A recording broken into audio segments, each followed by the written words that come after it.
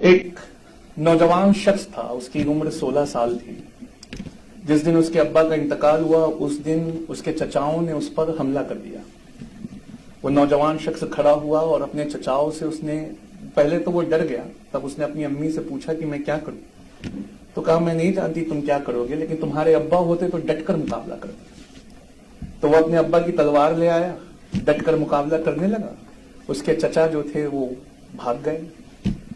اور 14 سال کی عمر میں یہ بچے نے اس بات کو سمجھ لیا کہ میری لائف کو سیٹ کرنے، میری لائف کو یوں کہہ لیں ری سیٹ کرنے اب اس دنیا میں کوئی اور نہیں آئے گا، اللہ کی مدد سے مجھے یہ کام خود کرنا ہوگا. اس بات کو جو اس انسان نے سمجھا تھا آج ہماری قوم کو سمجھنے کی ضرورت ہے کہ اللہ رب العزت کی بے پناہ کریمیت کے چلتے ہمیں اپنی لائف خود ری سیٹ کرنا ہے. ہمیں اپنی لائف خود ری سیٹ کرنا ہے، اب کوئی اور نہیں آئے گا. وہ شخص اٹھا، اس نے جا کر اپنے دشمنوں پہ حملہ کیا اور سمرقند پہ قبضہ کر لیا. جب اس نے سمرقند پہ قبضہ کیا تو اس کے دشمن بخارا بھاگ گئے. وہ وہاں سے اٹھا اور بخارا گیا، اپنے دشمنوں سے ڈٹ کر مقابلہ کیا. اس کی عمر 15.5 سال تھی اور وہ 3 جنگ لڑ چکا تھا. جب وہ سمرقند پہنچا اس نے وہاں اپنے دشمنوں کو ہرایا. لیکن سمرقند میں وہ ایسا بیمار پڑا کہ لوگوں نے اس کے ٹھیک ہونے کی امید چھوڑ دی. لوگوں نے کہا کہ یہ اب نہیں ٹھیک ہوگا. تو سمرقند اور بخارا دونوں جگہ اس کے رشتہ داروں نے قبضہ کر لیا. اب وہ کہیں کا سلطان نہیں تھا، پر وہ صحرا نشینی کرنے لگا. وہ کہیں کا سلطان نہیں رہا، لیکن اس نے پھر ہمت جٹائی، پھر ہمت اکٹھا کی.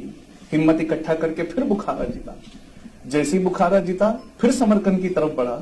جب وہ سمرقند پہنچا تو پھر ہار گیا. جیسے ہی ہار گیا بخارا بھی ہاتھ سے چلا گیا.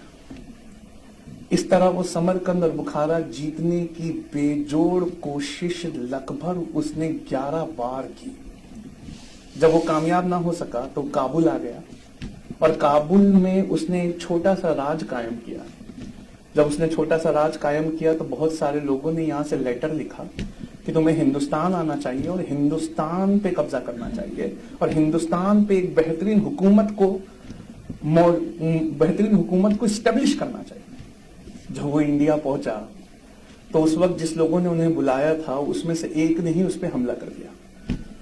جب وہ حملے کا جواب دینے وہاں پہنچا تو دیکھتا ہے کہ 1,20,000 کی فوج وہ لے کر آیا ہے اور سامنے جو اس کا دشمن تھا اس کے پاس 3,60,000 کی فوج تھی.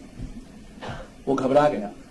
جب گھبرا گیا تو اس کے لوگ اس کو چھوڑ کر جانے لگے. جب چھوڑ کر جانے لگے تو وہ کھڑا ہوا اور کھڑے ہو کے اس نے دنیا کا سب سے چھوٹا خطبہ دیا.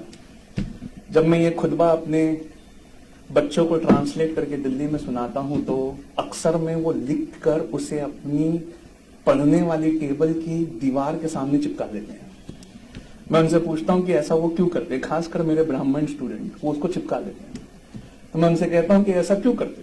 تو کہتے ہیں کہ سر جب بھی تھکان محسوس ہوتی ہے، جب بھی پڑھنے کا من نہیں کرتا تو اس باقی نوجوان کی اس چھوٹے سے خطبے سے ہمیں دوبارہ زندگی مل جاتی ہے. اس باقی نوجوان کا نام ظہیر الدین محمد بابر تھا جو ہمارے انڈیا میں مغل ریاست کا فاؤنڈر تھا. انہوں نے ایک چھوٹا سا خطبہ دیا جو UPSC کے لیے میں بچوں سے کہتا ہوں پہلا خطبہ تھا دنیا کے سب سے بہترین ایگزام کے لیے. انہوں نے کھڑے ہو کر کہا کہ مشہور اور کامیاب ہونا یہ ہماری امانت ہے اور یہ جسم موت کی امانت ہے. مشہور اور کامیاب ہونا یہ ہماری امانت ہے اور یہ جسم موت کی امانت ہے. اس سے پہلے کہ موت آئے اور لے لے جو اس کی امانت ہے، چلو چل کر ہم وہ لے لیں جو ہماری امانت ہے. کہا کہ اس سے پہلے کہ موت آئے اور لے لے جو اس کی امانت ہے، آؤ چلو چل کر ہم وہ لے لیں جو ہماری امانت ہے. اس کے لوگوں نے جب یہ خطبہ سنا تو ان میں ایک جوش کا ولولہ اٹھا اور انہوں نے ڈٹ کر مقابلہ کیا. اور ڈٹ کر مقابلہ کرنے کے بعد اللہ نے اس بار ایسی کامیابی دی کہ انڈیا میں مغلیہ سلطنت، وہ سلطنت جس کے مقابلے دنیا میں پھر کوئی سلطنت نہیں ہوئی، وہ قائم ہوئی. وہ مغلیہ سلطنت جس کے آج بھی جیتے جاگتے نمونے دیکھنے دنیا سے لوگ کروڑوں ڈالر خرچہ کر کے آتے ہیں، جس کے تاج محل کا آج بھی کوئی جواب نہیں ہے، وہ قائم ہوئی۔ بابر نے اپنی کتاب میں لکھا، یو پی ایس سی کا دوسرا نیم کیسے اس ایگزام کو نکالا جائے، اس نے لکھا کہ اگر ہمیں اس جنگ میں فتح نہیں ملی تو کوئی بات نہیں، اگلی جنگ میں ملے گی، اگر اس جنگ میں فتح نہیں ملی تو کوئی بات نہیں، اس کی اگلی جنگ میں ملے گی، اور اگر اس میں بھی نہیں ملی تو مجھے غم نہیں کہ میرا رب صرف اس بات سے راضی ہے کہ ہر بار شکست کھانے کے بعد میں دوبارہ اپنے پیروں پہ کھڑا ہو جاتا ہوں۔ یہ ایٹیٹیوڈ ہماری قوم سے لگ بھگ چلا گیا ہے۔ ہم شکست کھانے سے پہلے لگ بھگ شکست کھائے ہوئے محسوس کرتے ہیں۔ جتنی بار ہمیں اکھاڑا جائے اتنی بار ہمیں دوبارہ اپنے پیروں پہ کھڑے ہونا ہے۔